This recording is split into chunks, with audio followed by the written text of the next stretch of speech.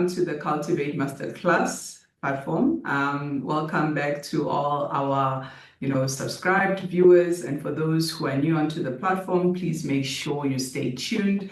We're having a great conversation. Today we have with us Gcali Maloka, and we're chatting on all things related to us identifying our talents, nurturing them, and ensuring that we really become masters of the talents that the Lord has given to each and every one of us. So today, we really brought in someone who, having met or having heard her speak, I really felt that, she understands her talents, number one.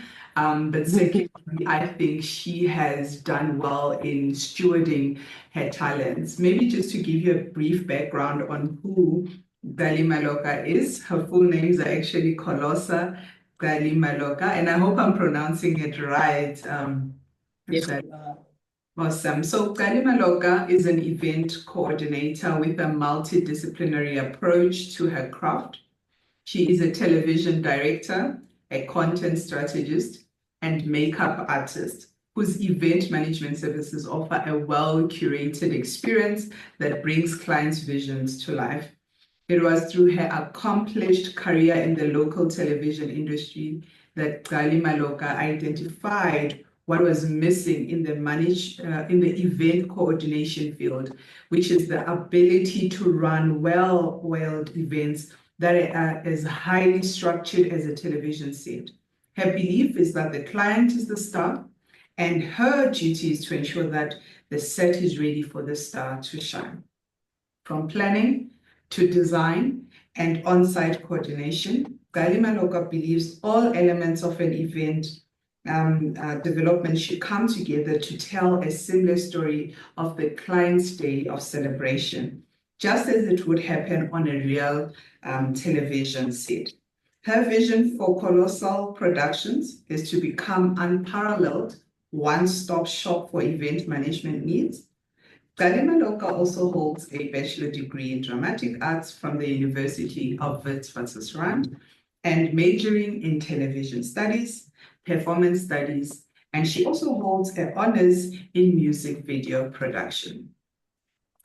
Wow, that's a mouthful, but I'm not yet done. She also has directed multiple shows for the SABC and has worked with corporate clients such as Sunbet, Pocoto, Coca-Cola under the brand Appetizer, and Department of Higher Education and Training, as well as Nestle Cremora.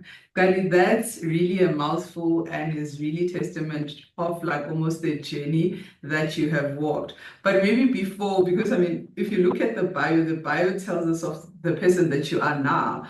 Who is Gcali? Where did Gcali grow up? What does your background look like? And maybe tell us how you got to this point where we are now reading of some of your accomplishments and some of the things that you aspire for and that you work towards. Ooh. It's actually funny hearing someone else read your bio. It's like, wow, that's me. So my name is Kholosa. My maiden surname is Gcali. Married into the Maloka family. Okay. I grew up in the southeast part of Joburg with my mom and my dad and my younger sister. It was just the four of us. And I'm the firstborn of two. So my younger sister and I actually have a short gap, not a short, a tight gap in between us, like 1 year, 6 months. Oh, okay. So we basically grew up as twins. Sure. So yeah, that's me. And even though we grew up as twins, we are very different. She's a qualified petroleum engineer, but now navigating in tech space. And I am an artist and I'm bubbly. So what I really loved about my parents, because they had two daughters who were very different and very diverse, they never compared us. They always taught us to nurture our talents, always taught us to be true to ourselves. Even though the comparison came from outside people, but within our whole unit, they made sure that we never felt like the other sibling is better than the other, or vice versa, or less than. So that's the family I come from. My parents are born again Christians, and that's where my sister and I that is where we got our foundation from. Awesome. Seeing our parents serve the Lord, seeing our parents go out ministering, open airs, crusades, and we were like tagging along. And I think that's where the seed got planted. And now I'm a born again child of God who loves the Lord so much and who is serving God with her talents. I love what you're saying, that, you have a sister who's quite different from you. How did you kind of like navigate, the differences? I mean, I'm happy that you refer to your parents also providing that safe environment for you to kind of express yourself. Like you said, you're quite a creative. I read, the kind of degree that you pursued. I'm not sure, but I remember when I was about to go and pursue my degree, like I felt like I was given limited options. You're gonna do the almost mainstream career types of degrees. You're not gonna go and venture out and be like someone who does something in the arts, for example, right? So how did you identify, number one, that you quite creative and are very different? And how did you also navigate the fact that your difference is something to be celebrated and not something like to kind of be hidden and not shine? Okay. So I would say my parents were so instrumental. Sure. My mom is an educationalist by profession. So because she's in the education space, she knows things are trending, changing. Even now, she's in adult basic education. So what she does now, is sort of facilitate people who didn't complete matric or didn't pass well, and gives them a second chance, and then shows them that there are new careers. The fourth industrial revolution is coming up, and how to pivot and how to choose careers that are in line with your personality. Sure. So because I had a mom who was so open-minded, it was easy for me to sort of choose a degree. And my dad always used to say, you know what? Do whatever you love, because we don't want 10 years down the line, you're like, I don't like this thing because my parents forced me to do A, B, and C. Wow. So both of them were very, very instrumental and supportive, So my mom would even make my sister and I do aptitude tests so that we were sure of our decisions. So we both went to psychologists, we did aptitude tests. I think my mom invested in our education. And the knowledge thereof. And my father was sort of, guys, whatever you want to do, fly. Fly. I may not understand it, but just fly. And obviously, being the first one to sort of choose a bold career within my family, both paternal and maternal, it was sort of hard. So even though my mom is kind of open-minded, there were some challenges and struggles because it's something that they don't understand. They've never seen someone going to study performance arts before and how it looks like and whatever. But they were like, you know what, whatever it takes for us to support you, even though we don't understand, that's what we're going to do. And when I was doing my degree, there was a essential part called crewing, where you have to sort of work behind the scenes of a production that is taking place. So when you're crewing as a junior, you literally picking up laundry, you are building sets, you are behind the whole production and seeing how it goes from start to finish. And my dad would sit through, this is after school now, would sit through and watch me crew and knock off at like 11, 12, midnight, 2 a.m. And he would sit there, sleep in the car, he'd pick me up late. So he was really, really, really instrumental in also my development, and he was my support structure. So whatever I needed, my parents were like, whatever you need, if you need to take the car and because you've got camera equipment because you're shooting a film, take the car. They made sure that we get licenses early. As when I turned 18, my dad took me, I was like, hey, go drive because the world needs people who are mobile. So I'd say my parents were very, very instrumental. And how I discovered the talent, my mom would always tell me that when there were visitors, I was not afraid to perform. I would sing and dance. I knew the latest everything. So my mom was like, this is why I'm definitely going to be an actress or a performer or someone who's on the stage or, yeah. So my mom discovered my talent, I would say, from a young age. And also church, when you're serving also church, you are in the choir, you're doing skits, so yeah, all of those things sort of groom you into becoming the woman that you are.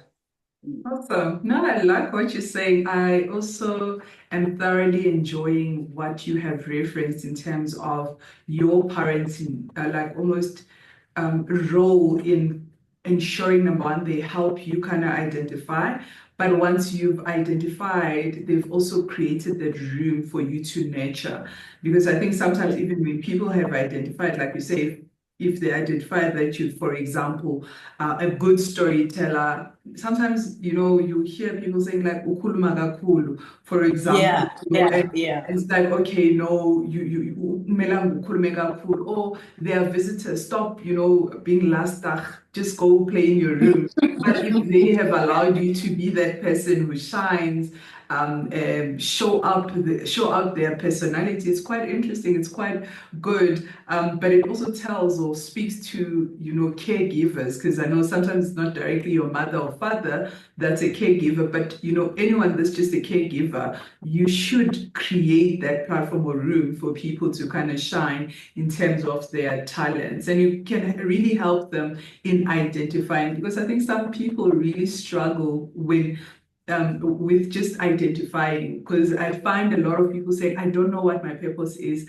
I don't know where to start, but it's always it's the identification part, because you can't jump to saying, what's my purpose, what am I supposed to do, without first having identified what your talents are.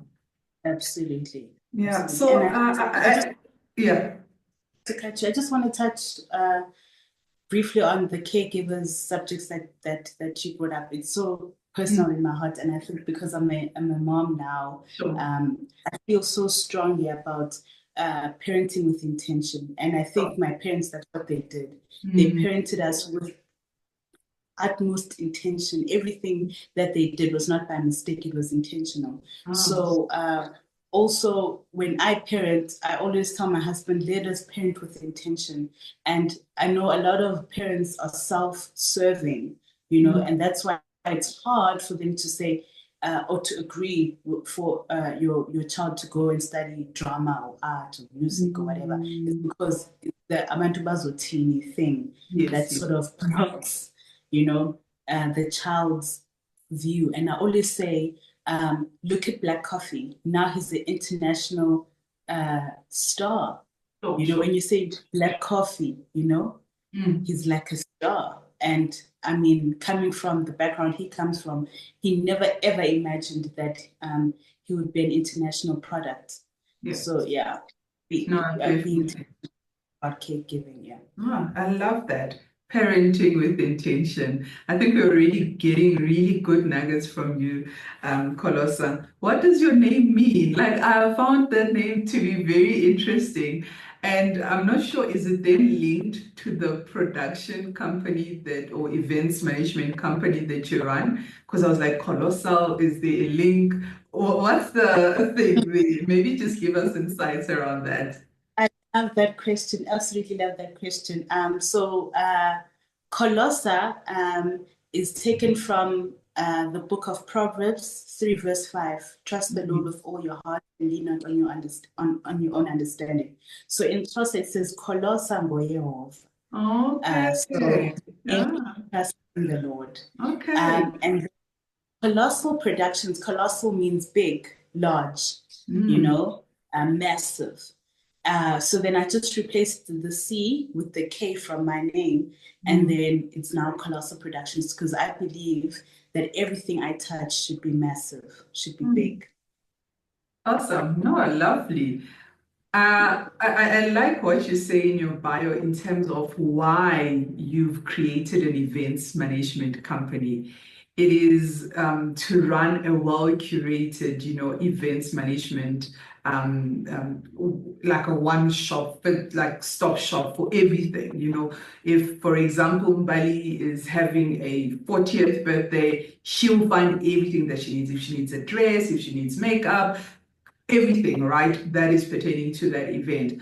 But maybe walk me through, you are a television set, coordinator, production, you look after that. How does it now link to the events management space? And what do you think are some of the talents that you have used, or that had to kind of shine through for you to be able to say, nah, man, there's a relationship of sorts between what I've studied for versus now, me branching out and growing more than what I've studied for.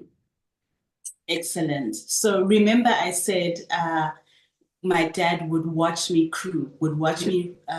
work behind the scenes of putting a production together. So it was a theatre production that was put together at school, because obviously, not obviously, people may not know this, but at Wits, when you major in performance, it's mostly theatre productions, because there's a theatre facility within the school.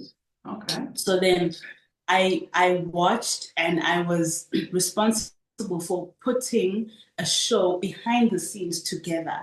And then from television production, it's directing. Once it's put together behind the scenes, now you come in front of the camera, and then you direct to the action that's happening.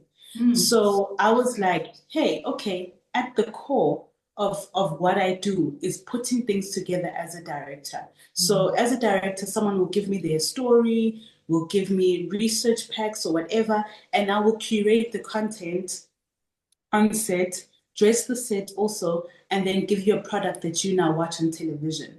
So I was like, okay, you need to have many skills.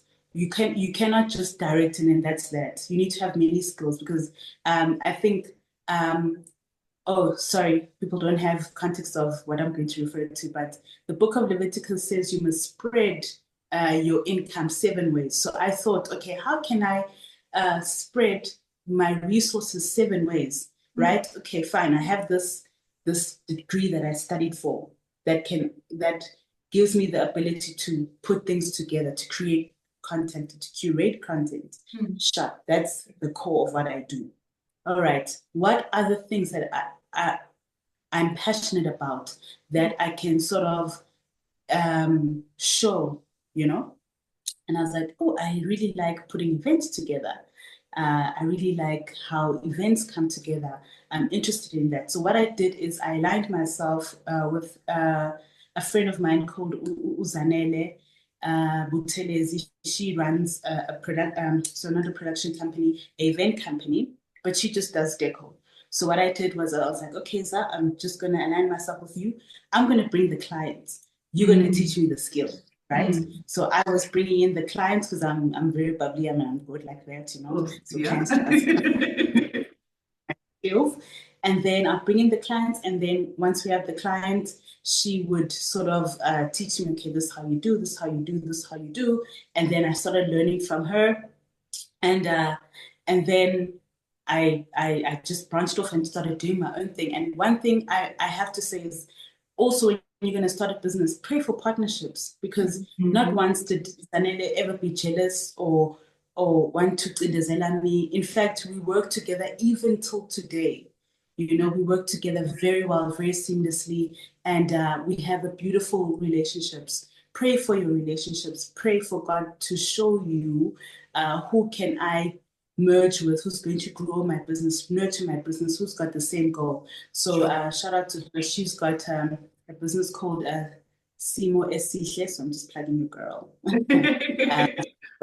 Yeah, that's that. So after aligning myself with people who are already in the industry, I grew from that. And then I saw, okay, one thing that's missing from the event space is having someone who is able to do your makeup, find a dress, as you said, find people who are going to shoot photography, and find people who are going to videograph your event, because people have to sort of outsource these things. And then I'm like, okay, I've got a pool of people that I work with, either from school, my walk in life, that I can bring together, and we can work on this one production and then generate revenue for everyone. You know, so I went to school. I studied makeup because it was also an interest of mine.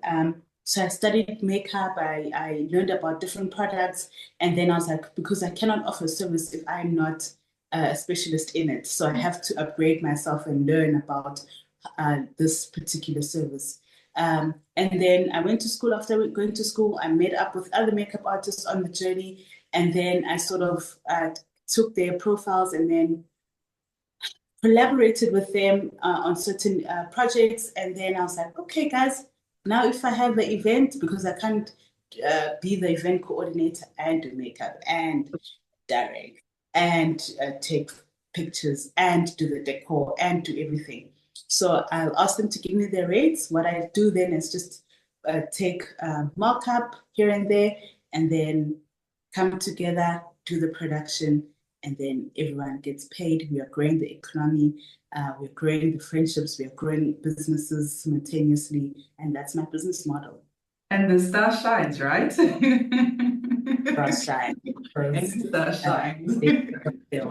Yes. Wow, so many nuggets from what you've just said. I love, and I think we're going to touch on, the portion of scripture you referenced around, spreading your income 7 ways. So maybe I'll hold on to that bit just a little while longer.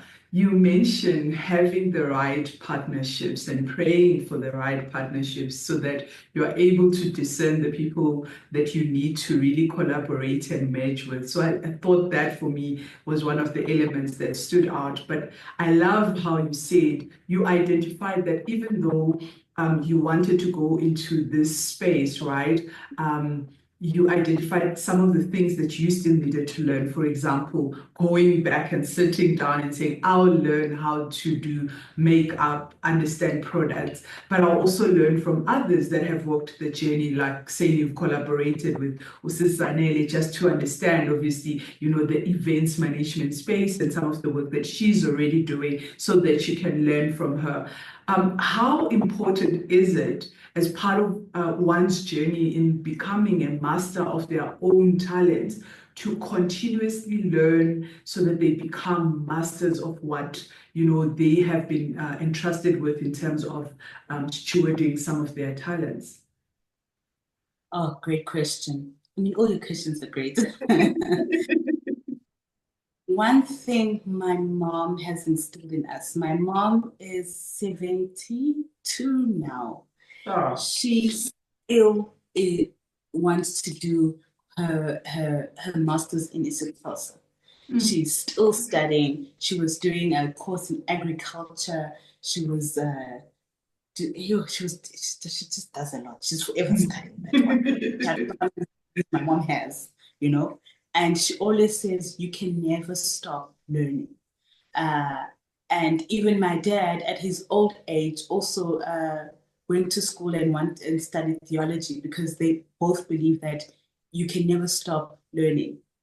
And I always say to my younger cousins that, guys, don't be lazy. There's this thing called YouTube, right? That is there, that you can go and you can learn a skill. Right now, I'm teaching myself flower arrangements. I'm arranging flowers, and that's a service that I'm offering. So all your flower arrangements, you want a flower bouquet, whatever.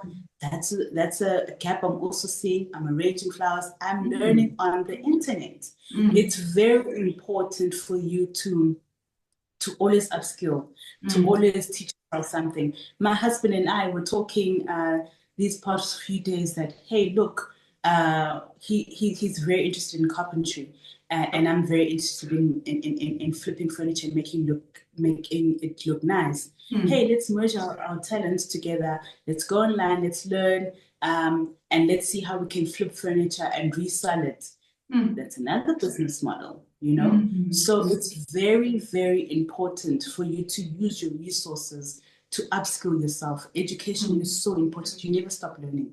And we can see now with technology sort of growing at a rapid pace. Sure. Some of our jobs will be taken over by machines. You know, I know some script writers now are like struggling because there's ChatGTP. You can literally plug in and say, "Hey, I need a script," and Chat generates a script for you. What happens? You know, what happens to now you've studied script writing? What happens? So you need to find a way that you can make your script writing, incorporate ChatGPT, incorporate technology, but make your writing stand out in an extraordinary way. So it's very, very important to always upskill yourself. Don't be afraid to chart new paths. If you don't know something, align yourself. As I said, I went to ZA and I'm like, look, I don't know how to do this. I've got this passion, but let me align myself with you because you know how to do this. Show me the ropes. Another thing is I find people are so afraid to ask for help. Those mouths don't get fed. You need to knock doors and ask and align yourself and learn. Education is not formal. It's not inward only. It's also soft skills that you need to learn. Practical skills, you know, so it's very, very important to align yourself and grow and use technology, use YouTube. Yeah. The list goes on. Like I'm sitting here, I'm taking nuggets. So as I'm just busy with my pen, it's because I'm taking nuggets. I'm definitely learning, and I'm hoping, you know, the viewers are also taking in and sponging in all of the, you know, nuggets, the wisdom that you're bringing. Like it tells that you've walked the journey, because I think, you know, that's what sometimes experience does for us. It helps us to just speak from a point of knowledge, but speak also from a point of, I have practically seen, you know, what it means or what it looks like when I start not just knowing about something, but start doing it. And I can see that you're living that, because you say even in your immediate family with your husband, you're also speaking around, you know, how do we merge our talents? How do we ensure that we steward those well, so that we bring life to maybe new business ideas and so forth. There's something that you mentioned earlier when you were explaining Colossal, where that name comes from, because that's the name of your production company. I love when you said it means, you know, big, it reads large. Someone might think, you know, it's loud, it's big. But for me, and as I'm just hearing you talk, I hear behind it all, because there is coordination, there's design, there's structure, there's you wanting the client to shine, there's you bringing people together so that, you know, the economy is not stagnated, right? And people also have some form of an income and so forth. To me, that speaks to excellence. Just tell me about, you know, why you think it's important for one to be excellent. Because you say big, but it's actually, for me, as I interpret it as being excellent. I love one of the scriptures in the Bible that speaks about, you know, whatever we do, let us work as though we work for the Lord. For me, that just means that's the standard. That's excellent. The minute you explained that to me, it resonated that your big is actually when you're saying excellence. And maybe just unpack for us the journey. How have you applied excellence as part of, like, you know, almost that finishing touch, that ribbon into everything that you do end to end? Oh, Ali. Woo! Oh my God, you are tickling me on all the right places right now. Also, I just want to say, first and foremost, pray. When I got the idea to start Kholosa, it was in COVID. There were no events. It was lockdown. And here God is saying to me, you are going to start an events company. I'm like, what? No ways. Tonga babes, no one is eventing right now. Artists are struggling. I am struggling because some of the television productions had to close, you know? And God was like, you are going to start this business. This is a business that I'm trusting you with. And what you're going to do is you're going to locate other small businesses and you're going to plug them and you're going to build a network and you guys are going to grow. And I'm like, okay, I hear what you're saying, but I don't see the vision. And then the scripture, everything that you do it as if you are doing it for the Lord. Excellence has always been my brand. And Oprah Winfrey always used to say that excellence be your brand. Excellence is my brand. Because think about it, our God has gold streets. Yeah. It says the streets are paved with gold. I mean, think about it. That is your creator. And he says he carved you meticulously. Every little thing about you is meticulous. So I just thought, okay, if I'm made in his image, that means I am excellent and meticulous, and I take my time, attention to detail. And I even said at the career day where we met in Bali that we've never heard that God has duplicated a fingerprint. We've never, ever, ever heard that there are 7 billion people in the world, but we've never heard that someone's fingerprint is duplicated. That means that God is so unique and he's so creative that he'll never duplicate a fingerprint. That's the creative God we serve. Sure. You know? Yeah. That's the creative God we serve.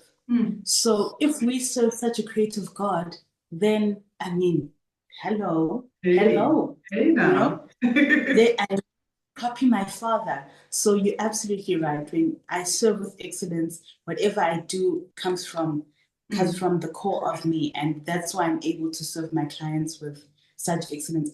Till date, I've been running the business from 2021. Till date, I've never had a client complain saying I did not deliver what they asked for, because excellence is my portion. When they give me the brief, I interrogate the brief.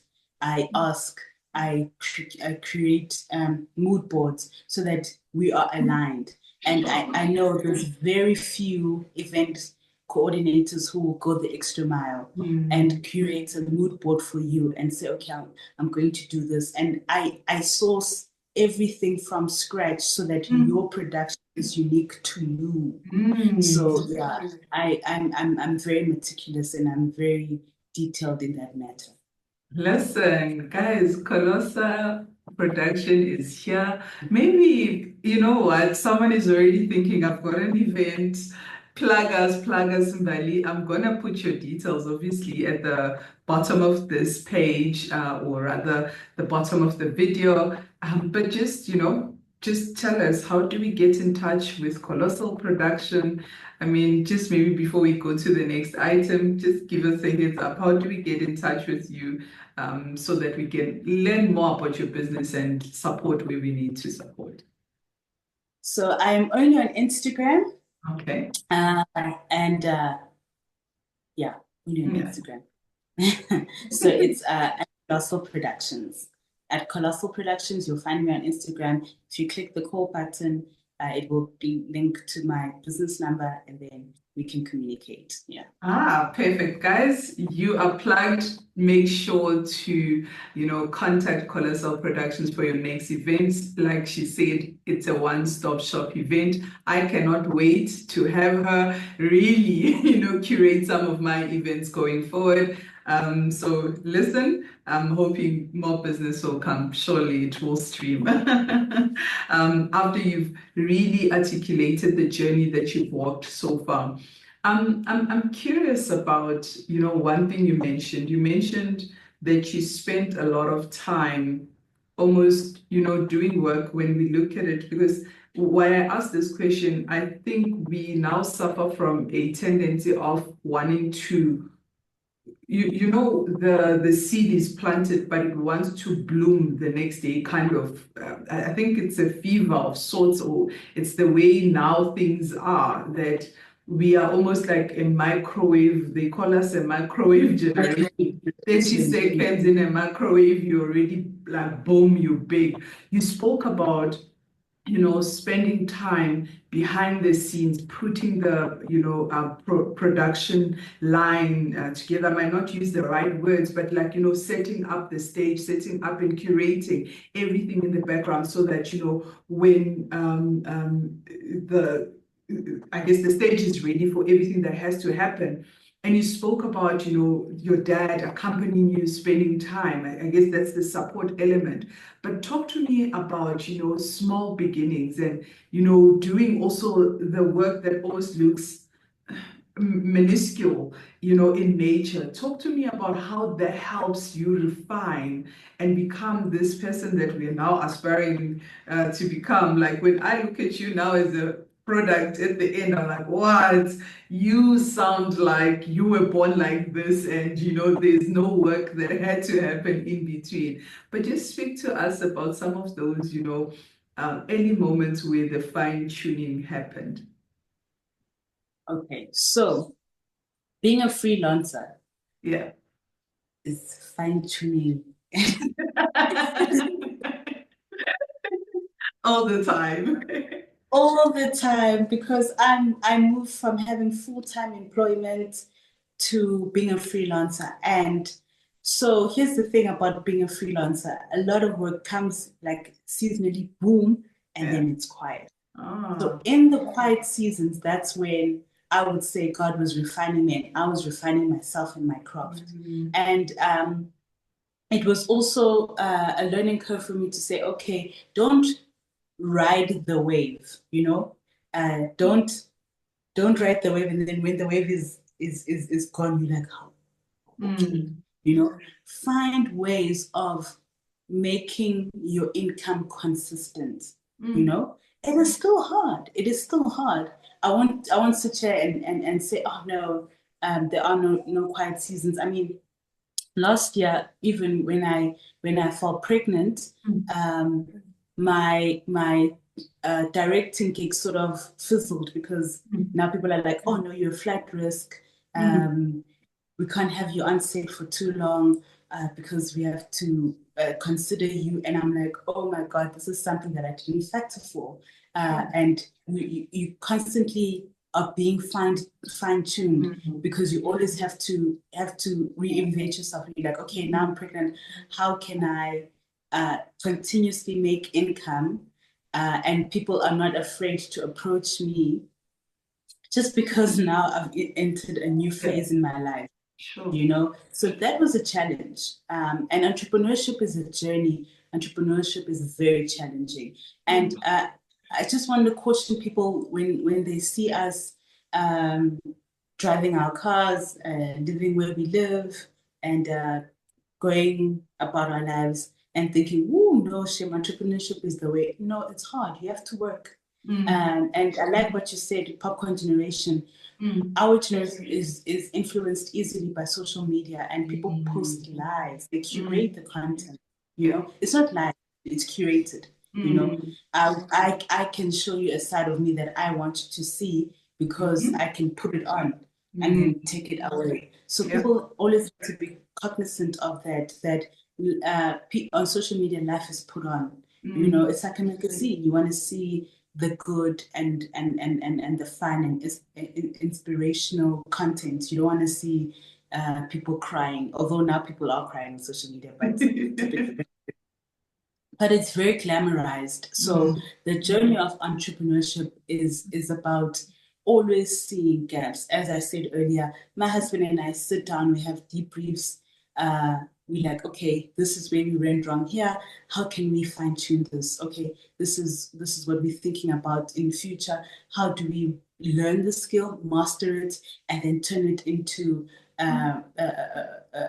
business making, revenue generating rather?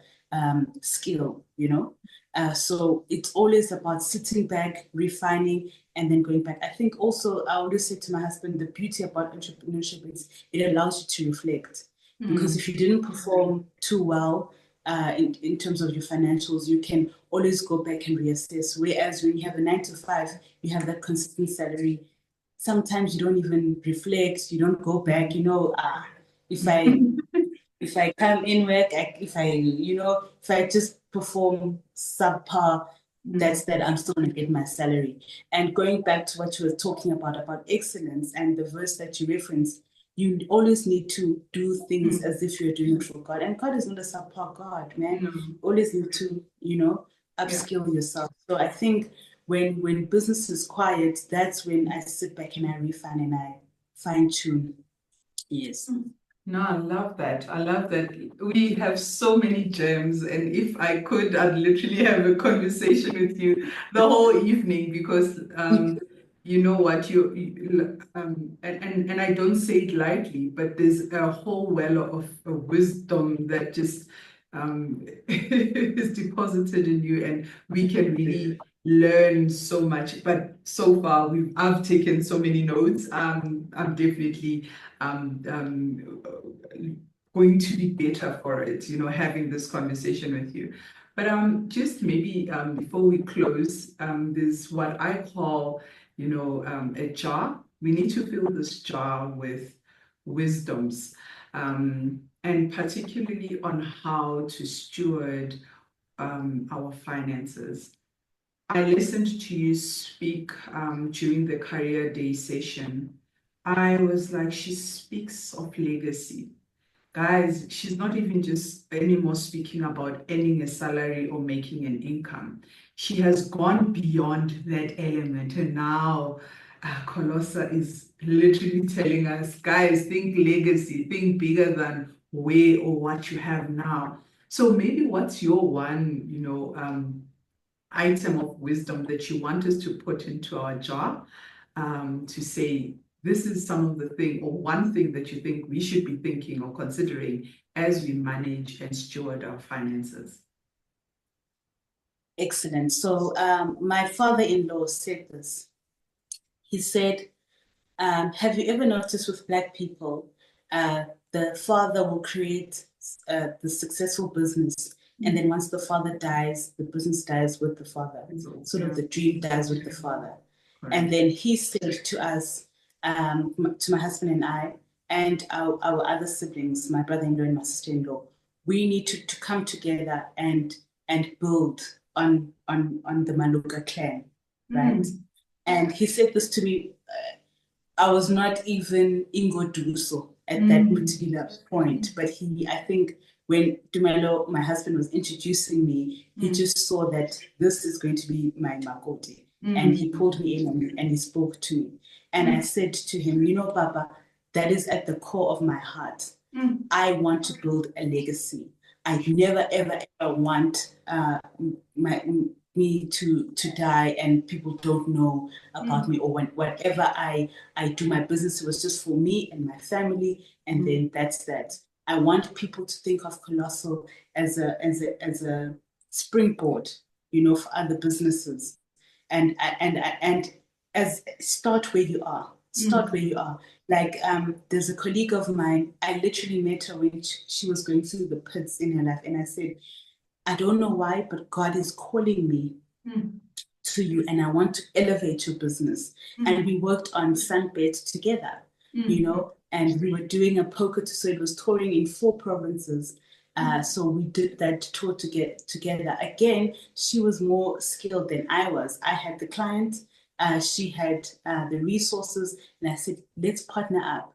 Let me pull you out of your slum. Let us go and let us make this tour great. So that's where we need to be thinking legacy, right?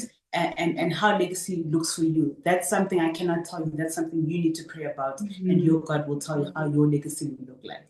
But my legacy looks like onboarding other entrepreneurs so that we have,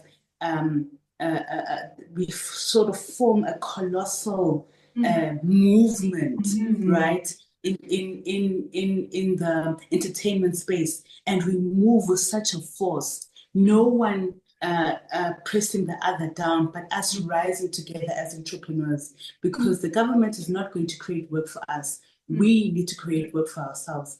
And again, I'll reference Miles Monroe, who says poverty is a lack of creativity. So when there's poverty, someone is not being creative. And I said again, God is a God of resources. So if you serve a God of resources, He will align you with people. He will align you with the resource. You just need to stay in your position and make sure that you are obedient when He says, hey, work with this person. Even if you don't like the person, sometimes you need to work with people you don't like, because there's something that you're going to get from that person. So that's how legacy looks for me. From a financial point, I've always entrusted God with my finances. And here's another thing, because artists are not, actually, we are not financial savvy. We are not. Lucky for me, my dad has a math brain, very good. And my sister also a math brain. So from my paternal side, math is like very strong. So luckily those genes. So I can manage money very well. But even though I have that skill, it's something that I always entrust God with. And I believe in tithing. I believe the book of Malachi 3 verse 10, when He says, entrust me, give me the 10% and watch me. Test me on this. When I tithe, I'm like, I'm testing God, because you know what you said, test. So I'm tithing. Whatever I get, I'm putting in my seed, I'm tithing, and I'm testing you. And I'm telling you, God has been faithful to His word. If you are faithful, God will meet you, at your need all the time. So that's what I will say. So when you build your legacy, do not build it without God. Your foundation should be God. When you build your legacy, ask God, hey, God, you've entrusted me with this business. Remember, I said, He said to me, you are going to open 1, 2, 3, 1, 2, 3, 1, 2, 3. Yes. Okay, it's a desire that I have. You have entrusted me with this. Help me to be a steward. Help me to have the wisdom. And I pray Solomon's prayer, allow me to have wisdom. I pray for wisdom, so that when I meet people, it is not self-serving, but it's kingdom serving. I always say to my husband, we are not running self-serving businesses, we're running kingdom businesses. Even our marriage is not, we're not serving ourselves. We are serving God, because He is the one who is above everything. So that's our legacy for me, is God first, man later, and then He will just boom. Sure. Definitely, the vision that has been put in you is far bigger than, like you said, you. It's bigger than just your family. It's colossal. It's colossal. It's far bigger than what I think you can even imagine. I think some days you might wake up and be like, actually, Lord, this is bigger than what I could have ever thought. But there's a key word that I loved in how you explained what legacy means for you. It is, also walking the path, or creating a platform where even other people or artists are able to come in and find their voice and create, because that's the big thing, right? It's the creation. And the more we create, the bigger, something becomes, because if we're not creating, it stays stagnant. It's like it's all closed up. But the more we create space, we create employment. We see how we can take the small resource and literally multiply it. So I'm hearing the word multiplication as you spoke about what's your understanding of legacy. So Cultivate Masterclass, listeners, today I'm hoping that you've really taken the time to learn. If you might need to go back and listen, please do listen in again, because there's great nuggets that come from Kholosa Gcali Maloka. She has given us so much insights in terms of, what it means for her, or how she identified her talents, how she has nurtured those talents, and how she continues to master to nurture them rather, and how she has mastered them. She also gave us great wisdoms, in terms of, just life choices, how you can become a better person. She spoke on so many ways, on how we also need to spread ourselves. I think indirectly you touch on the verse that speaks about, spreading your income 7 ways. And through her way of thinking or analyzing everything in terms of, don't see things as what they are, but look at the bigger picture. Look at how you can, spread your wings, use your creative genius, use the resources that the Lord has given you to be able to do far more than what is currently there.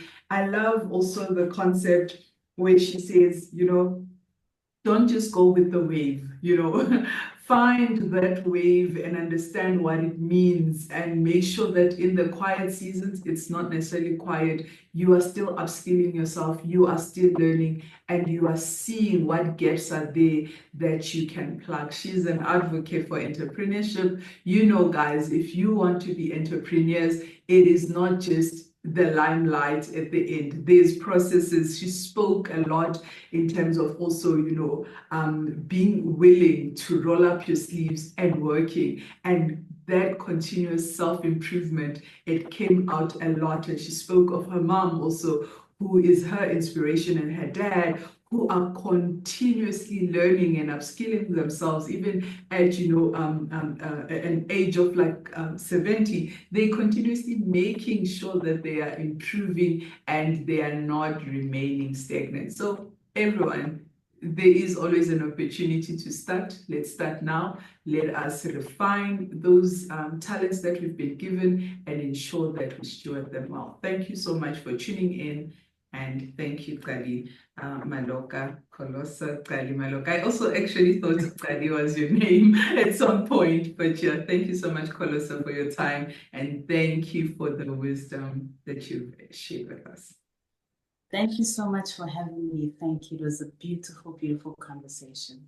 I'm still having goosebumps just thinking of the conversation. I'm like, I need to listen in again. I've taken so many nuggets.